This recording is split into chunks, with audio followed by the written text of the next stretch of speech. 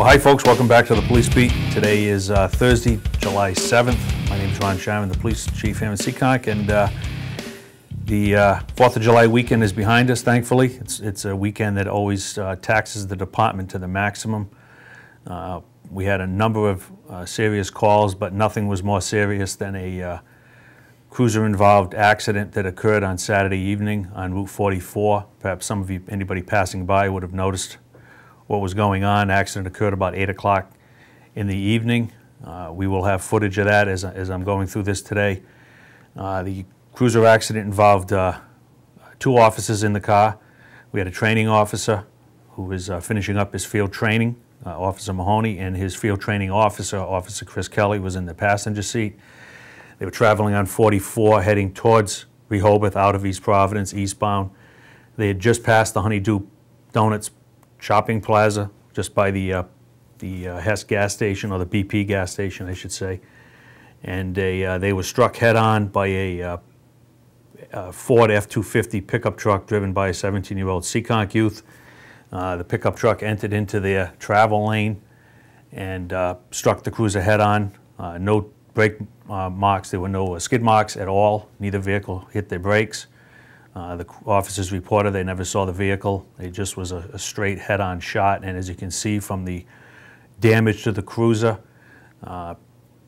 it's a miracle both officers got up and walked out of that cruiser. They were able to leave the cruiser and walk out of that crashed vehicle. And as you can see from the front end damage, when I arrived at the scene, I'm glad I saw the 2 officers before I saw the cruiser. If I had seen the cruiser before the 2 officers, I would have certainly been inclined to think that we had serious injuries, or perhaps worse, in that particular accident. It's one of the worst cruiser accidents I've seen in probably a decade. Both officers were wearing their seat belts, the airbags deployed, as you can see, and the officers also are wearing ballistic vests, which helps to protect the upper torso from the impact of the seat belt or the steering wheel or whatever else occurred in the compartment. I think when you're looking at the footage of the car did exactly what it was designed to do. The front end crumpled, but the passenger compartment itself stayed secure, intact pretty much. You may not be able to see it from the footage, but even the console in the car is buckled. The rear pillar near the trunk area is bent. Tremendous impact into this car by a large pickup truck with a tow rig, a plow rig on the front of the truck. It's like hitting, obviously, a good-sized truck.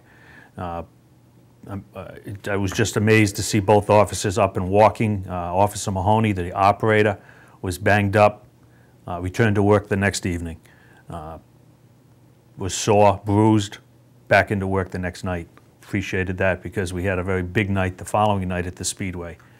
Officer Kelly, on the other hand, the passenger, he's out indefinitely with an arm injury, an elbow injury. He got banged around in the compartment, not sure really what happened, but in looking at the damage and what could have been, we're grateful that that's all there was that occurred. The operator of the other truck was transported to the hospital with non-life-threatening injuries. Subsequently, the Officer Sergeant Jardine, the investigating officer, will be citing the operator for the head-on collision. And there was a question of whether a medical incident had occurred that caused this operator to drift into the other lane.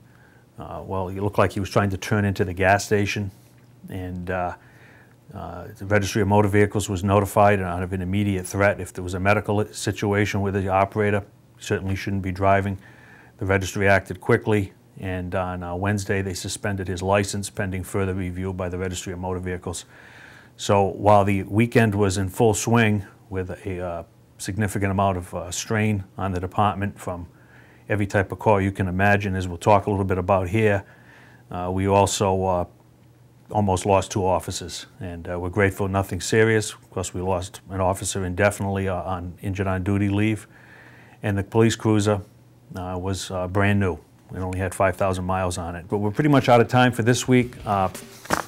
We'll be getting back together next week, and until then, Stay safe, take care, and have a good week. Thanks.